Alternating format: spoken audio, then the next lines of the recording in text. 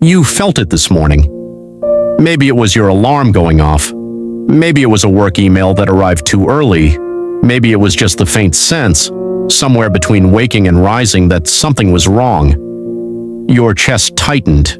Your jaw clenched without you telling it to. Your mind began scanning for the threat. But there was no threat. There was never a threat. And yet your body responded exactly the same way it would have if a predator had just stepped out of the trees. That is not a glitch. That is the oldest system inside you doing exactly what it was designed to do. The problem is what it was designed for and what you are actually facing now are not the same thing. Your brain is, in many ways, still living in the Pleistocene. The Pleistocene epoch lasted from roughly 2.6 million years ago until about 11,700 years ago. For nearly the entire span of human existence, your ancestors lived in small groups, moving across open landscapes, hunting animals, gathering plants, sleeping under open skies. The threats they faced were immediate, physical, alive. A lion crouching in tall grass, a rival group approaching from the ridge, a poisonous snake coiled near a waterhole. These threats required instant response. No time to deliberate, no time to weigh options. The body had to move before the conscious mind had a chance to think at all. So evolution built you a system that could do exactly that. It is called the amygdala. Two small almond-shaped clusters of neurons buried deep inside your brain, one on each side, sitting right at the center of your emotional and threat detection architecture. The amygdala does not think, it does not reason, it reacts. It scans every signal coming in through your senses and asks one question, constantly without rest. Is this dangerous? If the amygdala detects something that matches any pattern associated with threat, it fires immediately. It sends a distress signal to the hypothalamus, which activates the sympathetic nervous system, which floods your body with adrenaline and cortisol. Your heart rate spikes, your muscles tense, your breathing quickens. Blood rushes away from your digestive system and toward your limbs. Your pupils dilate to take in more light. Your pain sensitivity drops. Every system in your body pivots away from long-term maintenance and toward one single goal: survive the next 30 seconds. This is what researchers call the stress response, and for most of human history, it's saved your life more times than you can count. Not your life specifically, the lives of every ancestor who passed their genes forward to you. The ones who did not have a fast enough stress response, who paused too long when the predator appeared, who did not feel the right kind of fear at the right moment, did not survive to have children. So you are, in a very precise sense, the descendant of every human who was ever afraid enough, fast enough. You are the inheritor of perfect fear. The problem is that the amygdala does not distinguish between the kind of threat that requires you to sprint across a savanna and the kind of threat that is an email from your manager asking you to call them when you get a chance. To your amygdala, both of these are potential danger signals. Both trigger the same cascade, the same adrenaline, the same cortisol, the same physical mobilization of every system in your body. Neuroscientist Joseph Ledoux spent decades mapping exactly how this happens. What he found is that the amygdala receives signals from the thalamus, a kind of sensory relay station in your brain, faster than those same signals reach your cortex, the part of your brain responsible for conscious thought and reasoning. This means your amygdala can trigger a full fear response before you have consciously registered what you are afraid of. Ledoux called this the low road. It is the fast path. Rough, imprecise, prone to false alarms. But it kept your ancestors alive in a world where being wrong about a threat that turned out to be real was far more costly than being wrong about a threat that turned out to be nothing. A rustle in the grass that turns out to be the wind costs you a few seconds of fear. A rustle in the grass that turns out to be a leopard and you froze instead of running costs you everything. So your brain learned to err on the side of alarm, always, and it still does. This is why you flinch at a car backfiring. Why a sudden loud noise in a quiet room makes your heart lurch, why your body braces when you see someone else fall, even on a screen. These are not irrational reactions, they are ancient ones. Your cortex knows, immediately after, that there is no danger. But the amygdala got there first, and the body has already responded before rationality had a chance to intervene. Now here's where it gets stranger. Your brain is not just reactive, it is anticipatory.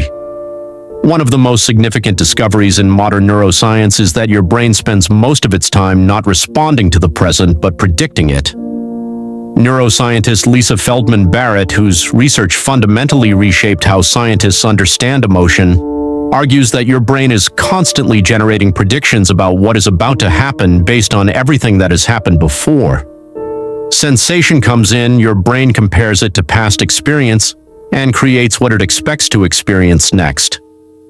This means your stress response is not just triggered by current threats, it can be triggered by expected threats, by the mere possibility of threat, by things that have never harmed you but that your brain has learned to associate, correctly or not, with danger. Think about social anxiety. There is no predator, there is no physical harm approaching, there is a room full of people, or a stage, or a phone call you have been dreading.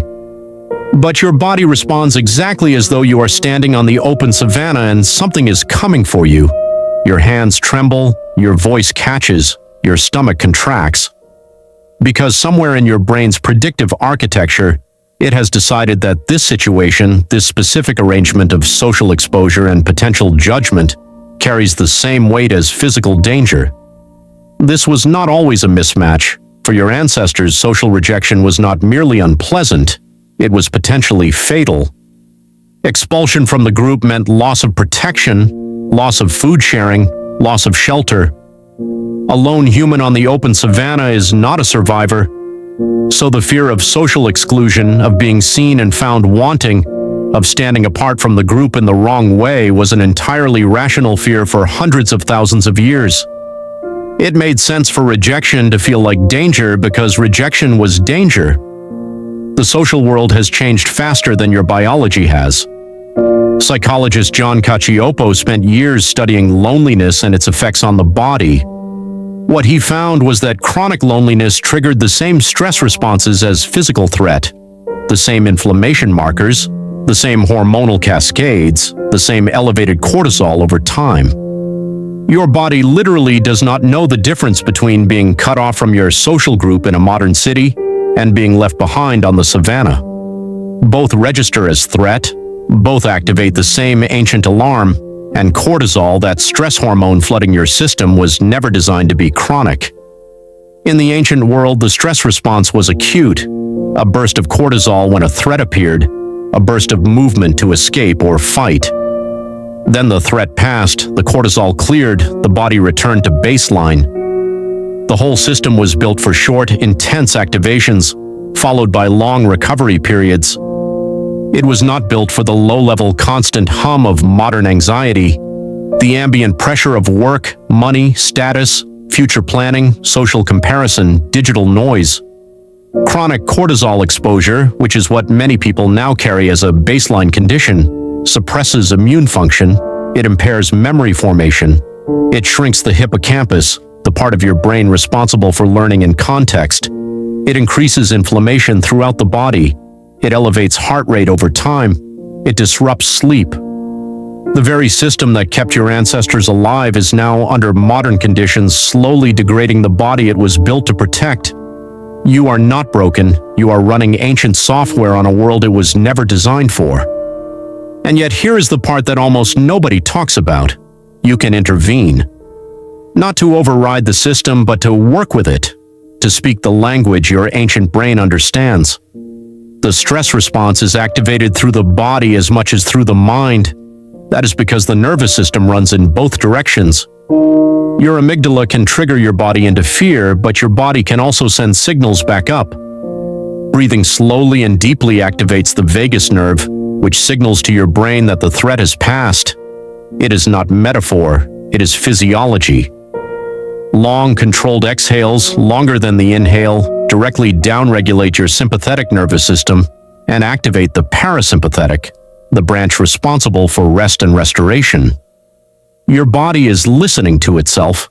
All you have to do is give it different information.